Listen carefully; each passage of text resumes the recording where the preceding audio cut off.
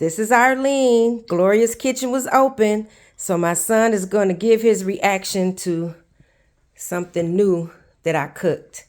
Go ahead. All right, this should be good. Very moist.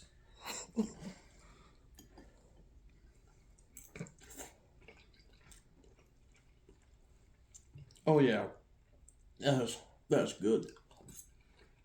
So all the flavors meshing together. Mm-hmm. Okay. He said it is good. Like I don't know what you did with the vegetables, but I got a little sweetness to that. It has a little bit of teriyaki on it. Mm-hmm. Oh, that was the move.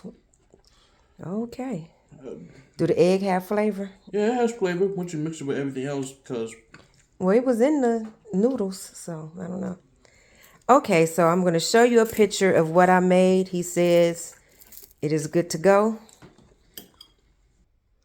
Okay, so I cooked ramen noodles with salmon and stir-fry vegetable and eggs, and a salad with ginger sesame dressing.